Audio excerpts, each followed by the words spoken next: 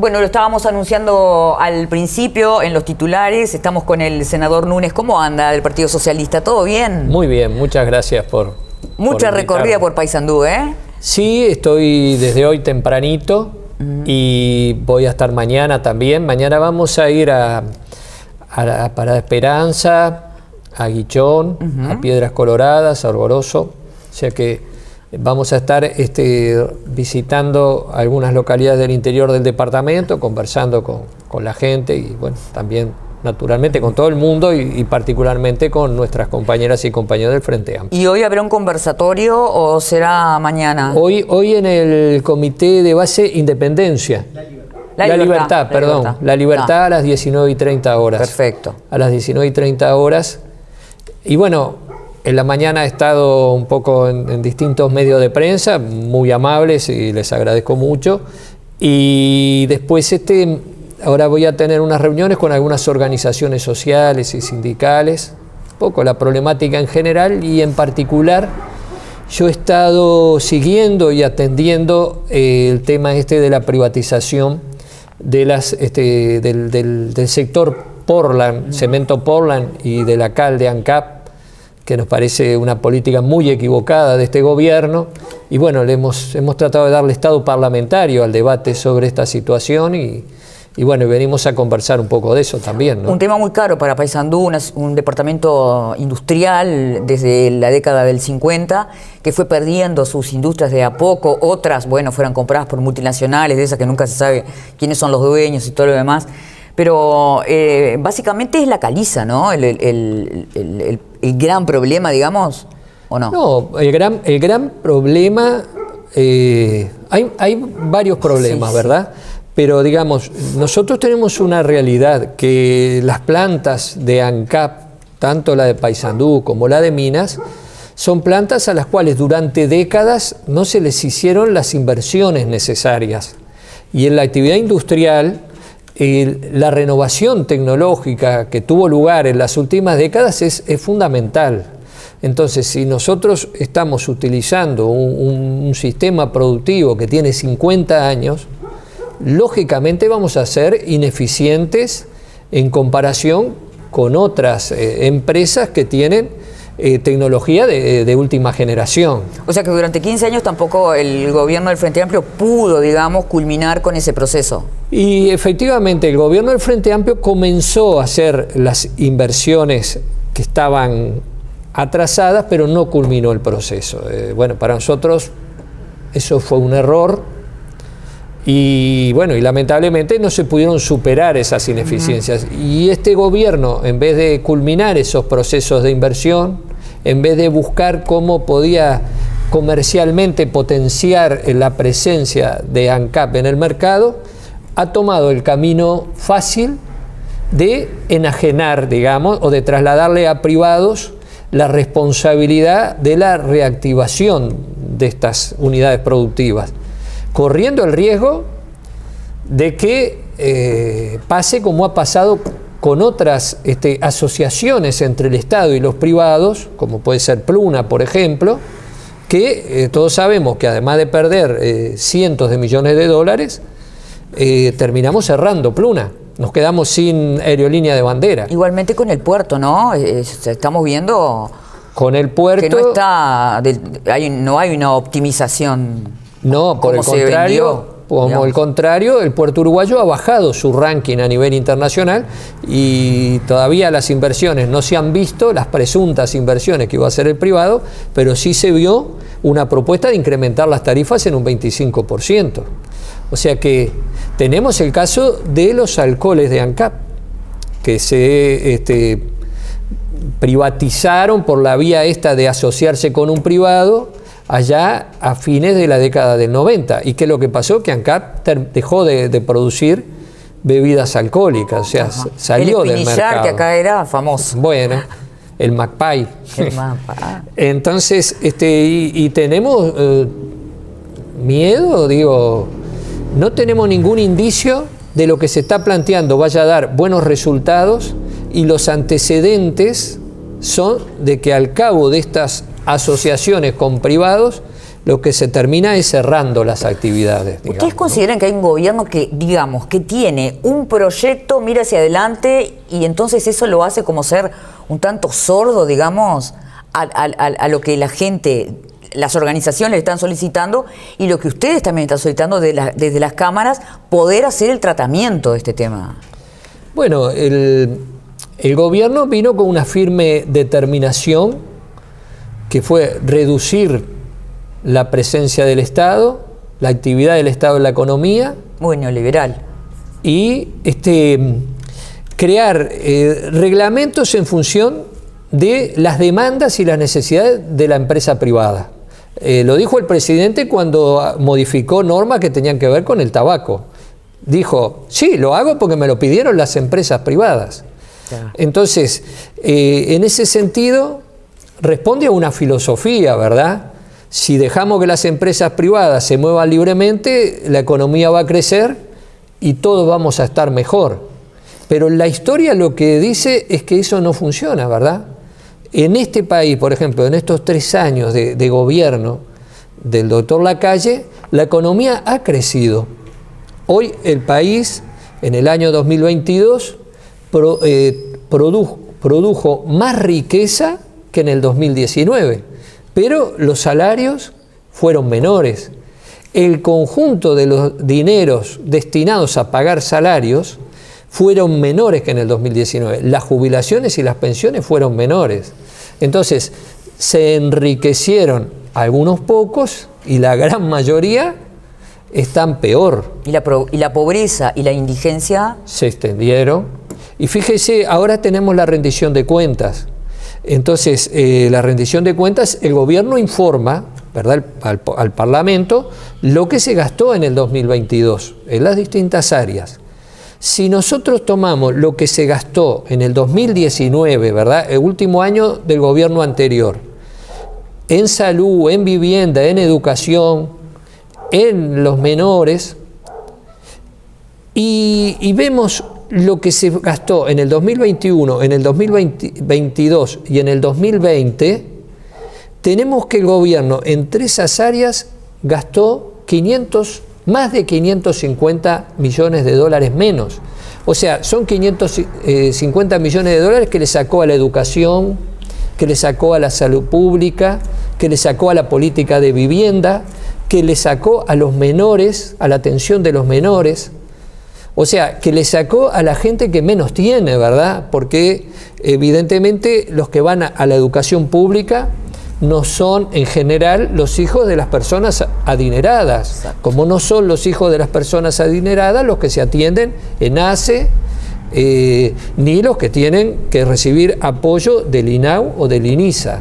Entonces, cuando se recortan los gastos, y acá se recortaron más de 550 millones de dólares, se está perjudicando a los que menos tienen, ¿no?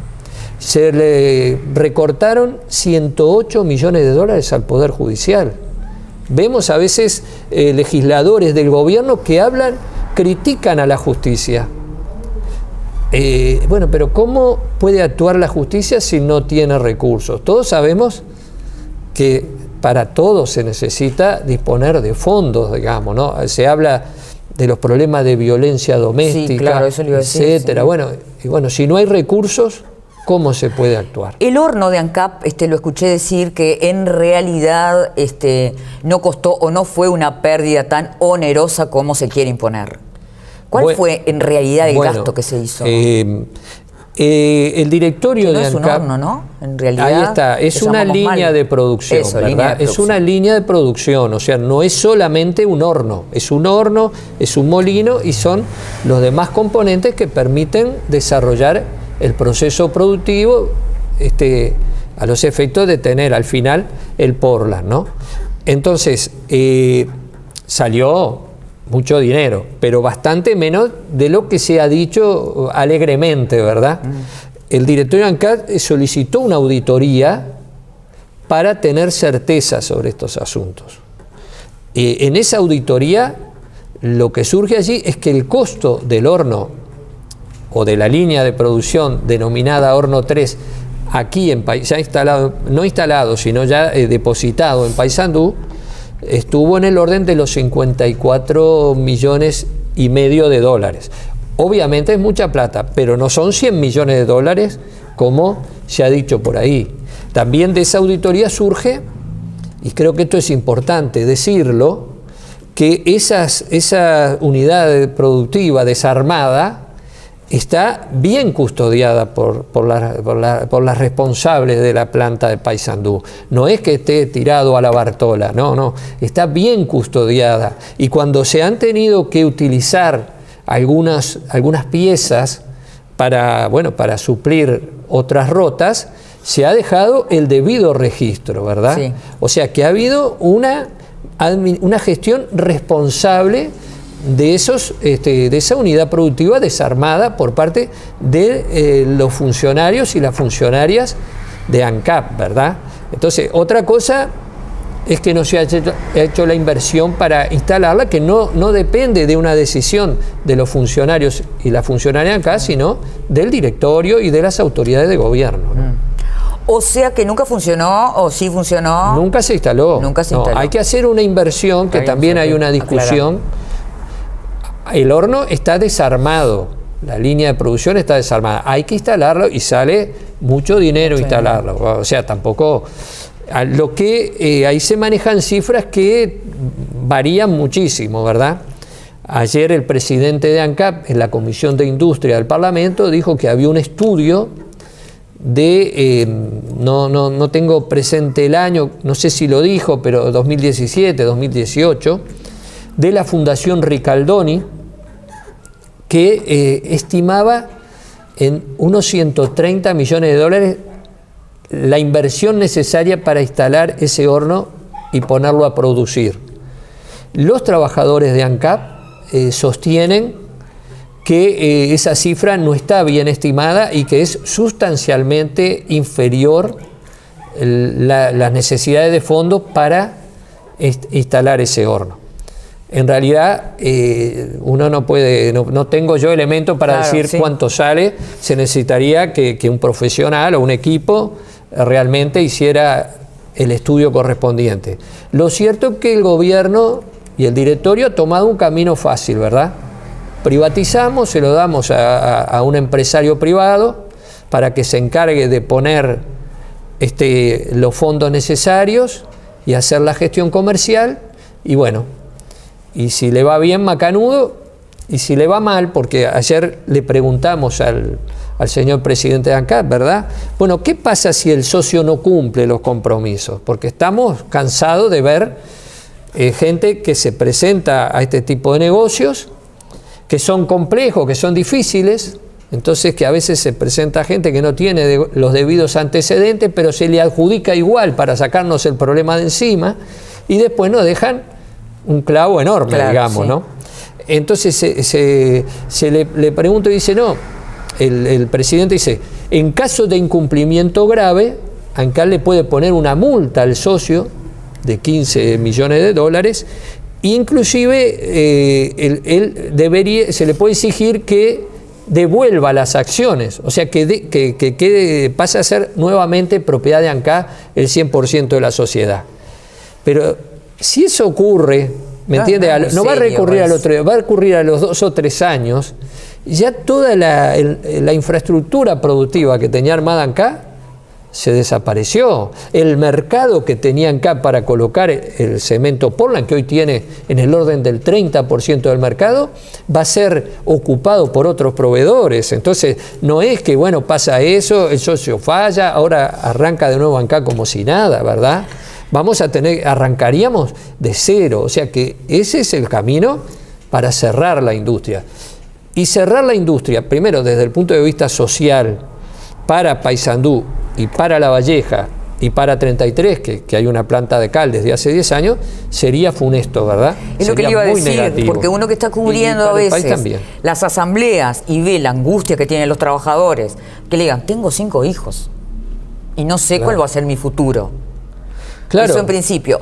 Otra cosa yo digo, cuando se plantearon los plebiscitos, ¿qué quedó de eso? Si la gente votó que las empresas tienen que ser públicas, ¿había ahí algún...? Bueno, ahí está. Creo que la caliza quedó como que no... La piedra, las canteras van a seguir siendo de ANCAP y van a ser gestionadas, o sea, la extracción de la piedra la haría una empresa que contrataría ANCAP. Las canteras no entrarían dentro de la sociedad que se formaría, explotaría el proceso industrial. O sea, no perderíamos la soberanía ahí. Le compraría la piedra a ANCAP. Pero ANCAP no gestionaría directamente las canteras, sino que contrataría una empresa para que hiciera la operación de las canteras. Bueno, es relativo si no perdemos la soberanía, ¿verdad? Porque uno piensa, no sé, el litio que se saca o algunos otros productos que se sacan de algunos países del África, ¿quién tiene la soberanía? Si el país que tiene la mina o la gran corporación tecnológica que la procesa, ¿no? Hoy se habla de las cadenas de valor, digamos, ¿no? Desde donde se extrae la materia prima y luego se le van agregando valor a través de procesos industriales, etcétera, hasta que llega al consumidor final. Entonces, el que controla el negocio es el que tiene la parte, digamos, más sofisticada, la parte más que le agrega el valor, digamos, que le agrega el conocimiento. Por lo tanto, es muy discutible si el hecho de que ANCAP controle la cantera implica que tenga el control del negocio, ¿verdad? Probablemente no sea el que tenga el control del negocio, más allá de que conserve la cantera, y está mejor que conserve la cantera a que la entregue también. Sí, claro, sí. Pero el negocio no necesariamente lo va a controlar por tener la cantera, ¿no? Lo va a controlar el que tenga el proceso industrial y el que tenga el mercado, ¿verdad? Entonces, yo creo que sí perdemos también soberanía, perdemos control del negocio. Para nosotros es importante que ANCAP tenga presencia en el mercado del cemento Portland, porque primero, el cemento Portland se fabrica a partir de un recurso natural no renovable, ¿verdad? Algún día se va a terminar la piedra caliza.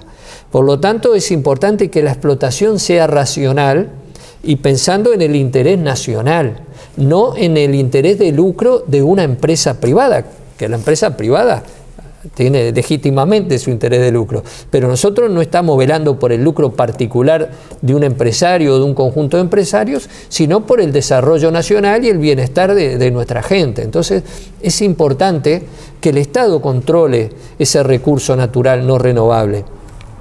Y por otra parte, el cemento Portland es clave para la industria de la construcción, que afecta toda la actividad económica y, bueno, las obras públicas, la vivienda. Entonces, que el Estado tenga una participación en ese mercado, en ese proceso industrial, que pueda ser desde ese lugar un ente testigo, también nos parece importante para garantizar un control y saber cómo es la determinación del precio y poder incidir en esa fijación de precio, por el bienestar de la economía nacional y de la gente, ¿no? Que se vuelquen también las rentabilidades, ¿no?, de las empresas públicas hacia la sociedad. Claro, bueno, ahí obviamente hay actividades que generan más rentabilidad que otras. Hoy por hoy, cierto es que el negocio del Portland no está generando una ganancia directa para ANCAP, pero capaz que por las externalidades del negocio, o sea, por ejemplo, por las oportunidades de empleo que genera en Paysandú y en La Valleja, por los trabajos indirectamente que se generan porque está esa actividad industrial, bueno, está generando un bienestar y una ganancia para la sociedad que no pasa necesariamente por cómo cierran los números al final del día en ANCAP, ¿verdad? Claro. Porque nosotros decimos, bueno, ANCAP pierde tanto, pero ¿cuánto saldría pagarle el seguro de paro a quienes se pueden quedar sin trabajo si cierra la planta de ANCAP? ¿Cuánto saldría la asistencia social, las transferencias monetarias, por ejemplo, si hay gente que cae por debajo de la línea de pobreza? ¿Cuánto nos saldría a la sociedad si hay padres y madres que no pueden darle una buena educación en sus hijos, una buena alimentación, una buena salud para que se desarrollen y tengan todas las posibilidades? Entonces, Hay un montón uno de puede decir, preguntas. capaz que las pérdidas de ANCAP en realidad no son pérdidas, son ganancias al final del día para el país y para la gente. Porque yo recuerdo que Merkel, por ejemplo, cuando hace un tiempo, cuando le preguntaron por qué seguían manteniendo esos trenes en Europa, y ella respondió, nosotros no pensamos en ganancia, pensamos que esto es para la gente. Entonces, es una inversión social. Claro. No es que sea un gasto, los estados tuvieran que poner determinada cantidad de dinero para el buen funcionamiento de, por ejemplo, de la red de los trenes. Claro, exactamente. Bueno, ¿cómo ve la campaña? ¿Te dice la campaña electoral? La campaña electoral. Bueno, mire, yo la veo con mucho optimismo. Sí. Creo que el Frente Amplio ha hecho un proceso de crítica y de autocrítica importante, que le ha permitido aprender de sus errores, rectificar prácticas. Creo que estamos desarrollando un proceso de discusión importante, participativo, para elaborar una propuesta programática que va a suponer un compromiso fuerte y honesto con la gente. Y creo que tenemos muy buenos candidatos, ¿no? Todos los compañeros y la compañera, como usted sabe, el Partido Socialista se ha pronunciado este domingo unánimemente en su dirección nacional por respaldar la candidatura de la compañera, la ingeniera Carolina Cose. Yo estoy particularmente convencido de que es la mejor alternativa que tiene el país como presidenta de la República, porque uno necesita un presidente de la República o una presidenta que tenga capacidad de enfrentar las situaciones de crisis, de dar un norte, de ser jefe de gobierno, pero a su vez necesitamos una persona que tenga un compromiso firme con los que menos tienen y un trabajo con la comunidad para llevar adelante sus planes, digamos. Y a mí me parece que la ingeniera Cose reúne todas esas atributos. Bueno, Orsi es un excelente compañero, pero entiendo que sí, que Carolina es una mejor opción, digamos. Como dice la gente. Dentro de dos muy buenos compañeros, sí. Entiendo que Carolina reúne mejores atributos para estar al frente de un gobierno que siempre es complejo, pero que el que viene va a ser particularmente complejo, sí. Sobre todo si gana el Frente Amplio, que es lo que queremos, porque va a haber que enmendar muchos de los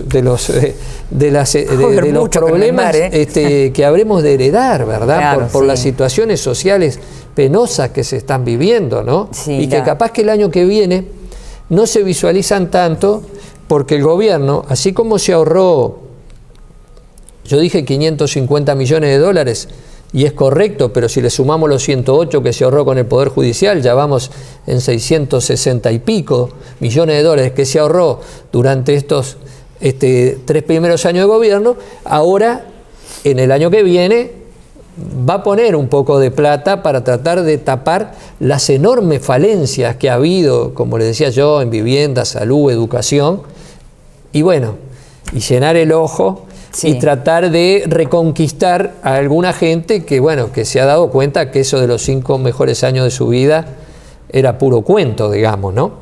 Pero, bueno, igualmente creo que tenemos posibilidades de recuperar la confianza de la gente, y me parece que en ese escenario la compañía Cose es la mejor alternativa para todas las uruguayas y los uruguayos. Creo que la hemos visto, por ejemplo, actuando ahora en la situación crítica que se ha vivido, sí, con el agua potable, poniéndose al frente del problema, buscando siempre soluciones, tratando de colaborar con el gobierno nacional, más allá de la actitud excluyente del gobierno nacional en este tema, que ha ignorado a los gobiernos departamentales de Montevideo y Canelones, pero siempre buscando contribuir.